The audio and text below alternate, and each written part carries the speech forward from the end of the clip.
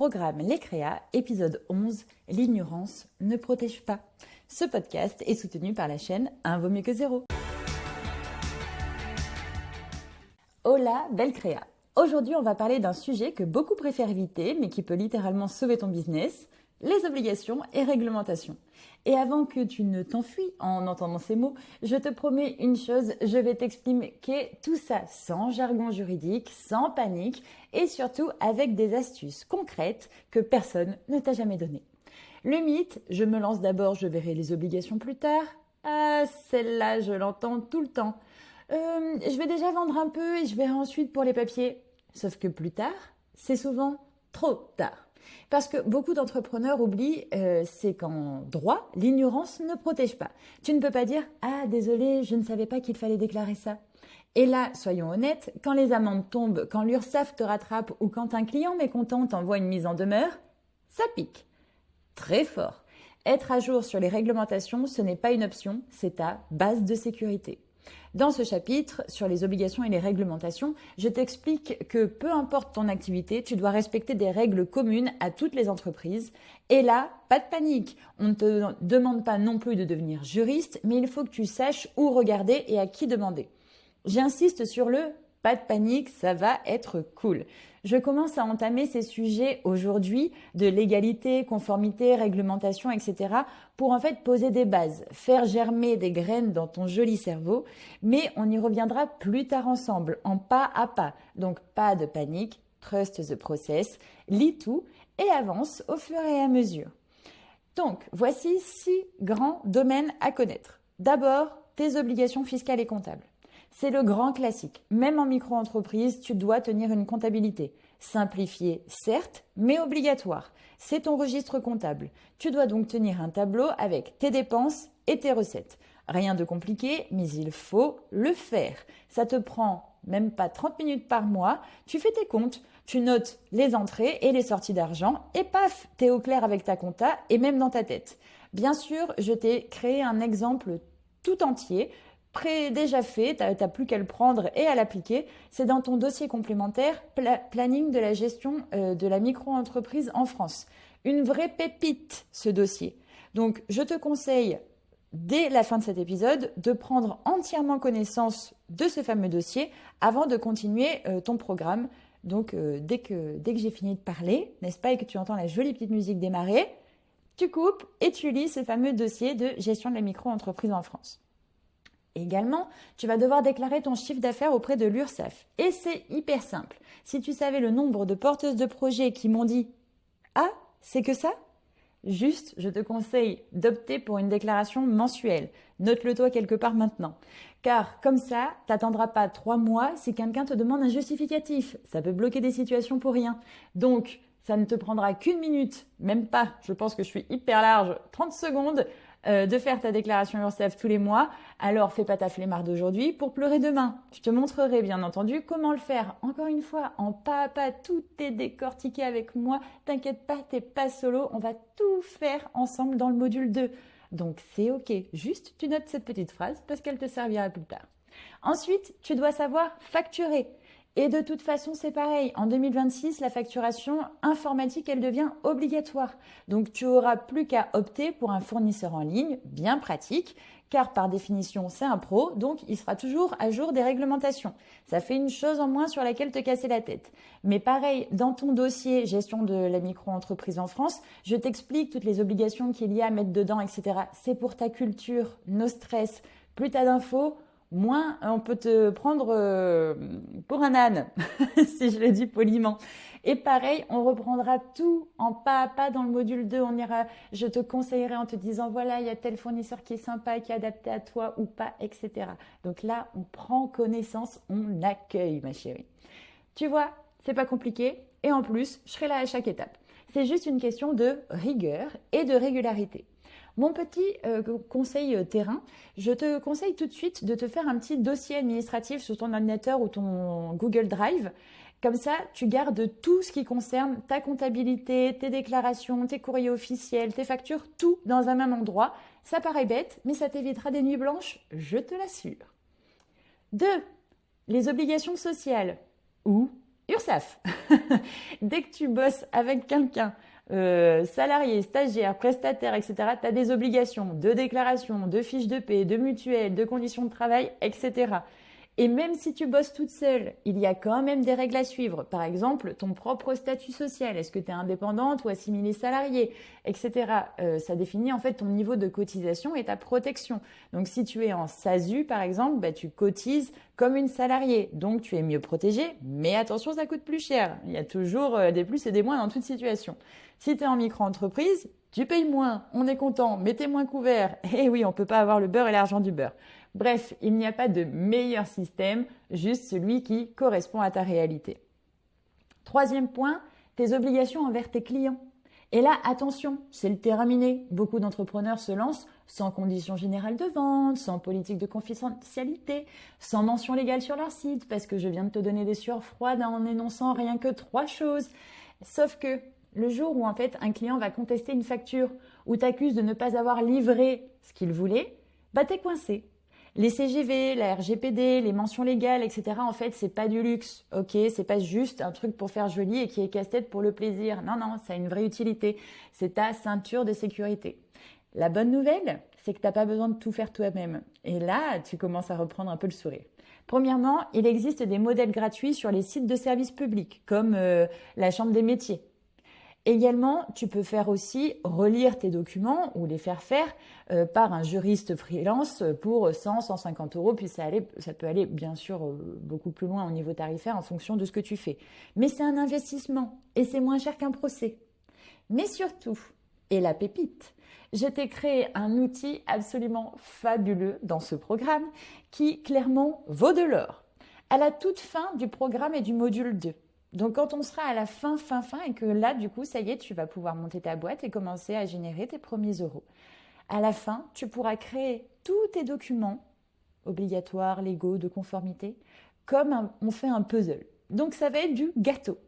Et comme ça, toute ta conformité, même jusqu'à la gestion des données RGPD. Hein. Oui, oui, vraiment. C'est-à-dire que là, tu vas carrément sur la RGPD, j'ai carrément créé un dossier où en fait tout est déjà fait, tu n'as plus qu'à cocher des cases comme si tu étais en train de faire un quiz sur le magazine Closer ou Femme Actuelle. Donc vraiment, j'ai mis ça en place pour que ce soit cool pour toi. On désacralise aujourd'hui, ce qu'on fait en fait, c'est que on enrichit ta culture entrepreneuriale. Ok, tu prends des infos pour avoir un maximum de visibilité, que tu ouvres un petit peu ton chakra entrepreneurial. 4. Tes obligations environnementales et de sécurité. Oui, oui. Même si tu n'es pas dans le bâtiment, et ben en fait, si tu as un local, par exemple, tu dois respecter les normes incendie, l'accessibilité, l'hygiène. Si tu vends des produits physiques, il y a des règles sur les emballages, les déchets, la traçabilité. Et attention, en cas de contrôle, le « je ne savais pas », c'est pas une excuse. Donc, petit tips, quand on a ce type de réglementation bien spécifique vis-à-vis de son activité, on contacte la CCI, la Chambre de commerce et industrielle, ou alors la CMA, Chambre de métiers et artisanat de ta région. Elles ont des fiches gratuites très claires sur les obligations spécifiques liées à ton secteur d'activité. 5e, tes assurances obligatoires. Certaines professions exigent une RC Pro. Je répète, certaines professions exigent une RC Pro et pour autant, peu importe ce que tu fais, tu vas en prendre une. Oh oui, je t'assure, si tu fais partie de ce programme, tu vas investir là-dedans parce que s'il te plaît, c'est le minimum. C'est un peu comme si quelqu'un disait « j'ai pas de mutuelle » ou alors « j'ai pas de responsabilité civile ». Comment ça? C'est pas possible. D'ailleurs, souvent, la responsabilité civile, on l'a directement dans notre assurance habitation. Mais voilà, c'est vraiment le b.a.-ba. C'est ce qui te couvre si ton client ou ton matériel cause un dommage. Donc, c'est vraiment indispensable. Imaginons, tu es graphiste. Tu perds les fichiers d'un client. Et en fait, ta RC Pro, elle est là pour t'aider. T'es coach qui donne un mauvais conseil. C'est possible. Un coach qui dit fais ça et en fait le client lui avait pas prévenu qu'il avait une fragilité à la cheville, c'est pareil, ça le couvre. Un artisan qui abîme un bien, je ne sais pas, il est en train d'enlever ses outils, etc. Il tape le mur, ça fait une marque. Et c'est pareil, c'est pas lui et sa poche qui vont payer, c'est par exemple la RC Pro qui prend le dessus. Donc c'est pas obligatoire, mais clairement, fais comme si. Parce que c'est fortement, très fortement que je te le conseille. Tu n'as pas besoin d'un gros contrat. Une RC Pro, de base, ça coûte entre 10 et 40 euros par mois. Donc, c'est rien comparé au stress que ça peut t'éviter. D'accord? Je te rappelle, ça peut être moins cher que Netflix. Voilà. Donc, on y fait attention. Et puis, la sixième grande famille des choses importantes à savoir, et surtout, c'est ta responsabilité de chef d'entreprise. Et oui, parce que entreprendre, ce n'est pas juste créer une marque sur Instagram, c'est créer une structure légale, avec des droits et des devoirs. Mais le piège, c'est de vouloir tout faire toute seule. Et c'est là qu'intervient la force du collectif. Le vrai secret, c'est se renseigner auprès de ses pairs, de ses confrères. Les meilleures infos ne viennent pas toujours des sites officiels. En plus de ça, franchement, pour trouver des informations, je sais que des fois c'est un casse-tête et que juste on en a marre d'être dans un labyrinthe qui n'a pas de fin. Donc vraiment, les bonnes infos aussi, elles viennent des autres entrepreneurs. Celles qui sont déjà passées par là, qui ont fait les erreurs aussi avant toi. Ça te fait gagner du temps. Donc tu veux savoir comment gérer les RGPD? Demande à une entreprise qui a déjà monté son site internet et tu vas voir. Ou encore, du coup, une coach par exemple comme moi où je peux t'aider un minima. Donc là, pour le coup, je t'aide même pas un minima, je t'aide complètement vu que ton dossier est déjà prêt. Mais ça peut être intéressant. Pareil, si par exemple tu veux comprendre la TVA intra-européenne par exemple. T'inquiète pas, on va reparler de la TVA beaucoup plus largement dans le module 2 quand on va faire pas à pas. Mais voilà, je te donne par exemple quelque chose d'un peu plus complexe. Ben c'est pareil. Va poser la question à un réseau d'entrepreneurs, etc. C'est vraiment cool.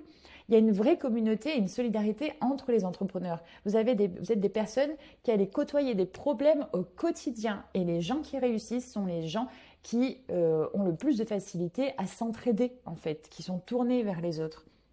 Donc voilà, donc si tu veux être sûr d'avoir des infos fiables, croise toujours ce qu'on te dit avec des sources officielles tout de même et contacte directement par exemple, encore une fois, un expert comptable ou un juriste d'entreprise. Soit tu prends une heure de conseil, certes c'est facturé mais c'est quand même agréable, soit tu te renseignes et en plus de ça, le premier entretien est souvent gratuit, donc ne t'en passe pas. Petite anecdote terrain, comme d'habitude, j'avais une cliente à moi en micro-entreprise qui vendait des bijoux faits main. Très bien, elle vendait sur Etsy, Insta et les marchés. Jusqu'au jour où elle reçoit une amende pour non-conformité d'étiquetage. Oui. Effectivement, c'est très bien, les gens sont toujours là pour nous aider, il y a toujours du monde pour nous aider, il y a toujours une âme bienveillante qui nous attend dans un coin, mais il y a aussi des personnes qui sont un petit peu plus regardantes et embêtantes. Donc, forcément, elle a fini un jour par recevoir cette fameuse amende. Oui, c'était effectivement juste un petit autocollant mal formulé, et ben elle a eu 1 000 € d'amende. Ça fait mal. Tout ça parce qu'elle ne savait pas qu'il y avait une réglementation sur la composition et la traçabilité des bijoux artisanaux. C'est bête, mais en fait, si on ne demande pas à ses pairs, on ne peut pas tomber sur l'information. Donc, c'est pas une exception, en fait. C'est pour vous montrer que des petites choses vous permettent de vivre quand même beaucoup mieux parce que 1 000 € d'amende, autant vous dire qu'au niveau du business, ça met un sacré plomb dans l'aile. Donc, c'est plus fréquent qu'on ne le croit. Et puis, ça nous apprend les choses à la dure. Donc, c'est vrai que si on peut prendre un peu d'avance là-dessus, c'est mieux. En résumé, renseigne-toi toujours, entoure-toi et surtout, ne pense jamais que ce n'est pas grave. Le manque d'informations peut coûter très cher, en temps, en stress et en argent. On ne te demande pas de tout savoir. On ne te demande pas d'être parfait. Par contre, le fait d'avoir une réelle culture sur tes obligations, etc., ce qui est en lien avec ton business, en vrai, c'est important, ok? Donc, la bonne nouvelle, c'est que tu n'as pas besoin d'être une experte, ok? La mauvaise nouvelle, enfin non, c'est encore une bonne nouvelle, c'est que tu as juste besoin d'être curieuse, prudente et bien entourée. Pour aller plus loin, tu trouveras donc, comme je te l'ai dit, dans le dossier complémentaire Planning de la micro-entreprise en France et également, bien entendu, tout au long de ce programme, c'est pour ça qu'il existe, toutes les informations pour vérifier ta conformité et la mettre en place comme un jeu d'enfant. Tout va se faire en douceur grâce au module 2. On va tout faire ensemble sans même que tu t'en rendes compte. Car on va passer une marche après l'autre et une fois que tu seras en haut de l'escalier, et une fois et seulement à ce moment-là que tu seras en haut de l'escalier, c'est là que tu verras que tu auras passé tous les mots qui font peur. Obligations légales, fiscales, checklist RGPD, facturation, modèle de conditions générales de vente, d'utilisation, de services, mention légale. Tout ça, tu les as. Et en plus, je t'ai fait une liste des organismes officiels auprès desquels tu peux te renseigner et t'enregistrer. J'insiste encore, et pas pour rien, trust the process. Lis tout, avance pas à pas, prends ça comme des informations qui te viennent et qui pour l'instant tu n'es pas obligé d'en faire quelque chose. C'est juste des infos, ok? Parce que tu prends connaissance ici. Les infos, de toute façon, elles vont rester auprès de toi tout le temps grâce à ton livre. Donc tu ne dois pas tout apprendre par cœur. On enlève la pression. Juste, on étoffe simplement ta culture entrepreneuriale. Et souviens-toi, ce n'est pas en ignorant les règles qu'on devient libre, mais c'est en les connaissant qu'on devient sereine. Tu es solo, mais tu n'es jamais seul. Je suis là et tes consoeurs et confrères aussi. À très vite pour le prochain épisode.